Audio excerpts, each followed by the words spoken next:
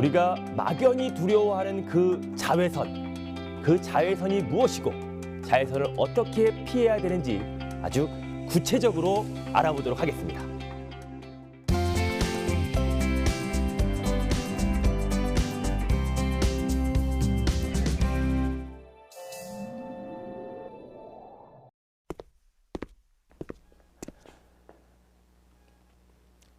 안녕하십니까, 과학교육 전문가 장풍입니다.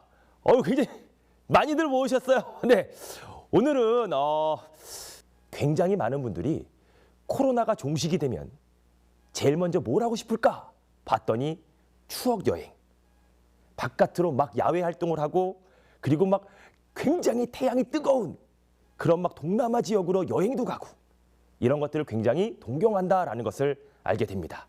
자, 우리 곧 코로나가 종식이 될 거라고 저는 믿습니다. 믿으면서 우리는 여행을 한번 꿈꿔보면서 같이 공감을 해주셨으면 좋을 것 같습니다.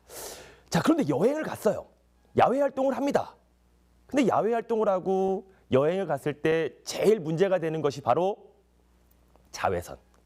우리가 자외선 차단제를 계속 바르잖아요. 그 자외선 차단제는 도대체 왜 발라야 되고, 도대체 이 자외선이라고 하는 것은 무엇인지 우리 한번 과학적 상식을 조금 더 늘려보도록 하겠습니다. 우리가 제일 먼저 바깥에 딱 나갔을 때 어떤 분들은, 특히 뭐 저희 어머님 같은 경우는 막 자외선 차단제뿐만 아니라 막 선캡, 그리고 막 토시까지 쓰면서 이 태양빛을 받으러 나갔는데 태양빛을 차단해야 되는 그런 막 어려움이 있습니다. 도대체 이 자외선이라는 것이 뭘까요? 우리가 큰 식당 같은 데를 갔습니다. 큰 식당 같은 데를 갔는데 어머나, 거기에 컵들이 어디에 들어가 있냐면 자외선, 살균, 소독기에 들어가 있죠. 도대체 이 자외선은 살균 소독도 하고, 그리고 우리 피부에 닿으면 좀 검게 거슬리는, 좀 검게 태우는 그런 역할을 하는 것도 자외선입니다. 도대체 자외선은 뭔 이렇게 역할을 많이 하게 되는 걸까요? 자, 우리는 먼저 자외선부터 하나씩 알아봐야 되겠습니다. 자외선을 제일 먼저 발견한 사람, 그 과학자는 꼭 알아두셔야 되겠지요. 자, 1801년입니다. 독일의 이 전기 과학자 요한 빌헬름 리터라는 과학자가 염화은에 대한 이 사진작용을 우리가 검사하다가, 알아보다가, 탐구하다가 바로 자외선이라는 거 하는 것을 처음 알아내게 됩니다. 자, 그렇다면 이 자외선이라고 하는 것을 좀 더 과학적으로 한번 얘기를 해보면, 우리가 태양광선이 쫙 내려와요. 우리가 태양광선을 다른 말로 한 글자로, 그렇죠, 빛이라고 합니다. 근데 과학적으로 이 빛을 우리는 전자기파라고 합니다. 빛은 하나의 파동으로 전자기파라고 불리우는데, 이 전자기파는 굉장히 종류가 많아요. 그래서 파동이기 때문에 어떤 하나의 파장에 의해서 파장으로 나누게 됩니다. 자, 파장이 짧은 것도 있고 파장이 긴 것도 있어요. 이 태양 복사 에너지가 우리 지구에게 내려올 때 파장이 짧은 영역은 예를 들어 감마선이라는 것도 있고 X선이라는 것도 있고, 또 자외선, 가시광선, 적외선, 그리고 파장이 가장 긴 영역의 전파라는 것도 있습니다. 그런데 우리가 이런 태양 복사 에너지가 우리 지구 쪽으로 내려올 때 대부분의 이러한 전자기파는 대기에서 흡수가 돼요. 그리고 지표면으로 내려오는 대부분의 광선이 바로 우리가 색을 감지하는, 보는 것이 가능한 광선이다라고 해서 가시광선이라는 것이 있습니다. 이 가시광선은 여러분들도 굉장히 많이 다 알겠지만, 색깔을 띠는 것, 빨주노초 파남보의 광선이 바로 가시광선이고, 우리가 흔히 알고 있는 이 보라색 바깥에 있다라고 해서 자외선이라고 하는 파장이 짧은 영역이 있고, 그리고 빨간색 바깥에 있다라고 해서 적외선, 파장이 긴 영역이 있습니다. 그렇다면 적외선이라고 하는 것은 어디서 한 번씩 봤어요. 우리가 뭐 한의원, 이런 한의원에 갔을 때 뭐 적외선, 뭐 이렇게 치료기 같은 것이 있지요. 빨간색. 그렇습니다. 이 적외선은 바로 열선이라고 해서 열을 높여주는 그러한 적외선이 있고, 그리고 자외선은 약 파장의 범위가 10나노미터에서 400나노미터까지의 그 영역을 우리는 자외선이라고 합니다. 그런데 말입니다. 그 자외선은 대부분 우리 대기권에 있는 오존층, 즉 성층권에 있는 오존층에서 흡수가 되지요. 굉장히 많이 들어봤을 거예요. 그 오존층에 구멍이 생기는 오존 홀이, 이런 환경 오염에 의해서 오존에 구멍이 생기면서 자외선이 그곳에서 차단이 되어야 되는데 지표까지 내려오면서 심각한 문제를 일으키게 된다는 것. 그런데 자외선을 보면 이 자외선이 약간 착한 역할도 하잖아요. 우리 아까 전에 봤던 그 식당에서의 자외선 살균 소독기라는 것도 있었고, 그리고 이 자외선은 또 어떤 착한 역할을 하냐면 우리 피부에 있는 프로비타민 D, 그 프로비타민 D의 합성을 도와줘서 우리가 구루병 같은 것을 다 예방할 수 있는 아주 착한 역할을 하기도 합니다. 이렇게 자외선이 착한 자외선도 있고 나쁜 자외선도 있습니다. 즉 자외선은 종류가 있어요. 10에서부터 400나노미터까지의 자외선이 있는데 그것도 파장이 긴 영역을 우리는 자외선 A, 파장이 중간 정도를 자외선 B, 그리고 파장이 짧은 영역을 자외선 C라고 하는데, 이런 자외선 A와 B가 지표면까지 내려오면서 우리 피부에게 색소 침착, 피부 노화, 그리고 피부암까지 일으키는 아주 무서운 자외선이라는 것입니다. 우리가 이제 그 진화에서도 보면 옛날에 지구가 제일 먼저 만들어지고, 그리고 바다가 만들어지고, 그 바다 안에서 최초의 생명체가 만들어지거든요. 바다 안에서 최초의 생명체가 만들어지면서 점점점 육상 생물로 진화를 하게 됩니다.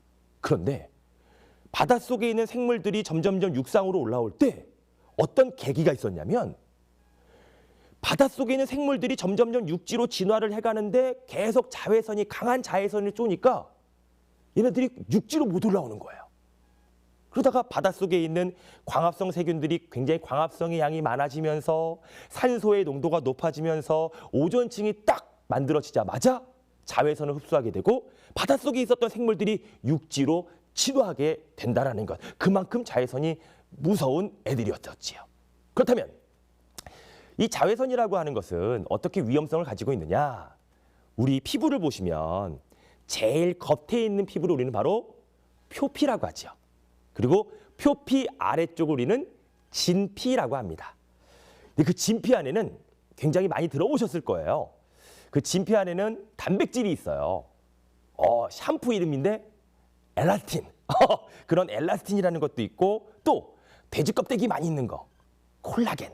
이 콜라겐이라는 단백질이 있습니다. 그런데 이 자외선이 바로 엘라스틴과 콜라겐들을 완전히 파괴시킨다는 거예요. 이런 파괴를 시키면서 피부에 노화도 일으키고, 그리고 또 더 무서운 것은 이런 자외선들이 우리 눈에 들어오면 백내장, 이름에 담기도 너무 무서워요. 망막 부종, 그리고 이 망막의 변형을 통해서 영구적인 시력 장애까지 아주 무서운 영향을 미친다는 것입니다. 또 이런 연구 결과도 있었어요. 백혈구, 우리 몸에서 가장 면역력에 좋은 기능, 중요한 기능을 하고 있는 그 백혈구의 기능을 변경시켜서 우리 몸의 면역력을 떨어뜨리는 요인으로도 작용한다는 것. 그래서 자외선은 이 국제암연구기관에서는 자외선을 1군 발암 물질로 우리가 지정을 해놨다라는 것입니다. 그런데 요즘 환경오염이 막 발생하고 프레온가스가 만들어지면서 오존이 점점점 구멍이 생깁니다.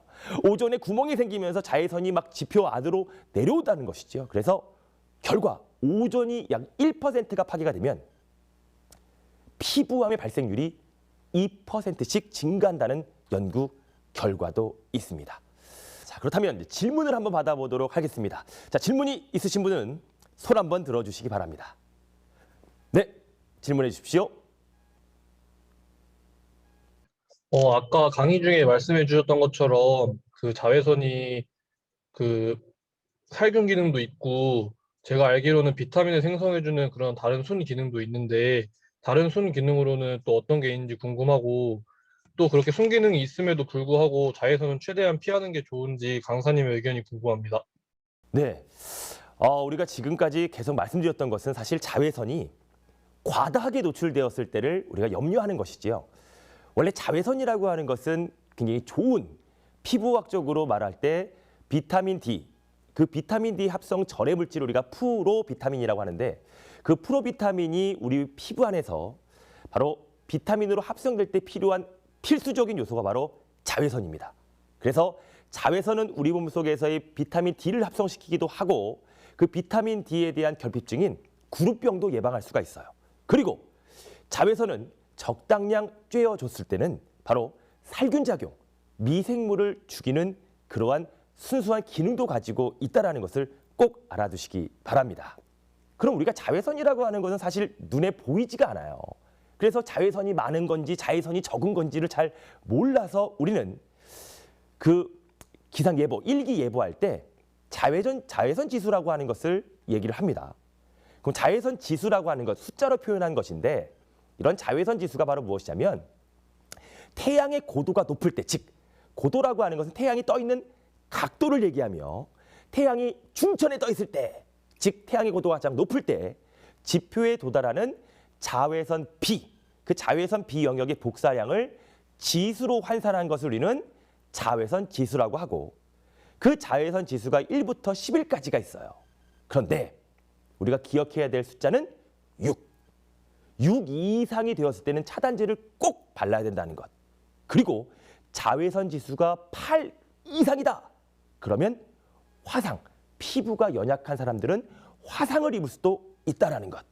이런 자외선 지수를 통해서 우리가 자외선의 그 위험성, 노출량을 기억하시면 됩니다. 그리고 이 자외선이 또 얼마나 무서운지 연구를 한 탐구 결과가 있습니다. 그 국제 학술지에는 이 사이언티픽 리포터라는 국제 학술지가 있어요. 그 국제 학술지에서는 생쥐들을 약 2주간 육해 자외선에 계속 노출을 시켰습니다. 그랬더니 그 생쥐에 있는 뇌의 해마에서 신경섬유양이라던가 그리고 신경섬유의 연결을 담당하는 그 시냅스의 단백질의 변화량을 딱 측정해 봤더니 그 자외선을 막 쬐은 쥐 안에 있는 그 스트레스 호르몬인 코티졸이라고 하는 호르몬이 막 증가를 했다는 것. 즉 이런 호르몬 코티졸이 증가됨에 따라 기억력과 인지 기능에 중요한 그 역할의 해마의 신경섬유량이 점점점 감소한다라는 것을 알아내게 됩니다. 다시 말하면 자외선이 글쎄 뇌 기능에도 나쁜 영향을 미치게 된다라는 것이죠. 그러면은 어떻게 해야 되느냐? 우리가 걷는 것도 좋고 태양 에너지를 받는 것도 중요합니다. 그렇지만 이렇게 뇌 기능, 백내장, 피부암 이런 등등을 예방하기 위해서는 우리가 자외선을 알아서 차단을 해야 된다는 것이죠. 그래서 우리가 자외선 차단제가 중요하다는 것입니다. 자, 자외선 차단제는 우리 보면 저희 어머님은 굉장히 많이 바르시는데 우리 아버지는 남자야, 상남자. 그러니까 아버지는 됐다! 바르지 않습니다. 그런데 남녀노소 할 것 없이 자외선 차단제를 꼭 발라주셔야 된다는 것. 그런데 굉장히 많은 소비자들이 이 자외선 차단제를 바를 때 어떠한 기준으로 발라야 될지를 그냥 애매모호한 기준으로 바르고 있습니다. 이 자외선 차단제를 자세히 보시면요. 이 두 가지, 꼭 영어로 된 것이 나와요. 바로 SPF라는 지수와 그리고 PA 지수라는 것이 있습니다. 자, SPF는 숫자로 표현되어 있고 PA는 플러스라는 표현으로 되어 있죠. 자, 그렇다면 SPF와 PA 그냥 숫자가 높은 것이 좋고 플러스가 높은 것이 좋으냐? 우리가 이번 시간 한번 살짝 기준을 한번 정해보도록 하겠습니다. 이 SPF라고 하는 것이 무엇이냐면 Sun Protection Factor라는 것의 약자입니다. 즉 자외선 차단 효과를 나타낸 숫자를 나타낸 것인데 우리가 일반적으로 그 SPF에 대한 지수가 높으면 그냥 자외선을 많이 차단하는구나 라고 생각을 하겠지만 이 자외선 SPF의 지수가 높다라는 것은 바로 자외선 차단 흡수제의 함량이 높다. 다시 말하면 피부가 약한 사람들은 좀 부담이 될 수 있다라는 뜻입니다. 그래서 이 SPF가 약 15에서 20 정도가 가장 무난하다라고 얘기를 하고 있고, 가끔 잘못된 편견을 가지고 있는 것이 무엇이냐면 이 SPF의 15, 뭐 SPF 30, 그러면 30은 15보다 2배 효과가 있느냐? 꼭 그런 것은 아니다라는 것. 이 낮은 SPF 지수를 여러 번, 2~3시간 만에 한 번씩 더 빨라주는 것이 훨씬 더 좋다라고 전문가들은 얘기를 하고 있습니다. 그래서 이 SPF 지수라는 것을 한번 머릿속으로 잘 정리를 해주시고, 또한 PA라는 것이 있죠. 이 PA라고 하는 것은 바로 Protection Grade of UVA의 지수를 나타냅니다. 즉, 우리가 계절과 우리가 어떤 장소를 보면 PA 플러스는 약간 늦가을 정도, 그리고 플러스는 봄, 그리고 플러스가 3개일 때는 야외 활동이 좀 많을 때, 그리고 플러스가 4개인 것은 장시간 야외 활동을 하거나 태양이 굉장히 강한 곳으로 여행을 갔을 때 이렇게 발라야 된다라는 것. 그냥 자외선 차단제를 그냥 모르고 바르지 말고 우리가 SPF라든가 PA 같은 것들을 조금 나누어서 조금 정리를 해주시고 활용을 하시면 될 것 같습니다. 네, 질문해 주시기 바랍니다. 네. 혹시 자외선 외에 적외선에 관한 설명도 좀 해주실 수 있을까요? 네, 우리가 아까 말씀드렸듯이 이 보라색 바깥에 있는 선, 가시광선에서 보라색 바깥에 있는 선을 우리가 자외선이라고 했고, 빨간색 바깥에 있는 선, 즉 가시광선보다 파장이 긴 영역에 적외선이라고 하는 영역도 있습니다. 우리가 일반적으로 파장, 자외선도 A, B, C의 종류가 되어 있는 것처럼 이 적외선도 원적외선, 근적외선 한 번씩 다 들어보셨을 거예요. 이런 파장에 따라서 적외선도 나눠지는데, 그 적외선도 우리가 열을 내는 열선이라고 하는 부분도 작용을 하고, 그리고 파장이 긴 부분은 우리 의료용으로도 많이 쓰이게 됩니다. 이 적외선에 대한 종류도 우리 치료용으로 쓰이게 되고, 또 열을 낼 수 있는 열선, 우리가 난로와 같이 이런 열선으로도 쓰이게 되는 다양한 종류의 적외선도 존재하게 되지요. 자외선은 굉장히 착한 살균작용, 소독작용도 하는 그런 착한 역할도 하지만 지표에 내려왔을 때는 굉장히 우리에게 무서운 존재라는 것, 백내장, 그리고 피부암까지, 그리고 기억력 상실까지, 이런 다양한 역할을 하는 것이 바로 자외선이라는 것을 꼭 인지해 주시고, 우리 코로나로부터 자유로운 날, 자외선으로부터 더 자유롭게 즐거운 야외 활동을 할 수 있도록 우리 한번 힘차게 기원하고 소원해 보도록 합시다. 조금은 과학적 상식이 늘어날 수 있는 그런 귀중한 시간이 되었을 거라 믿습니다. 지금까지 과학교육 전문가 장풍이었습니다. 대단히 수고 많으셨습니다.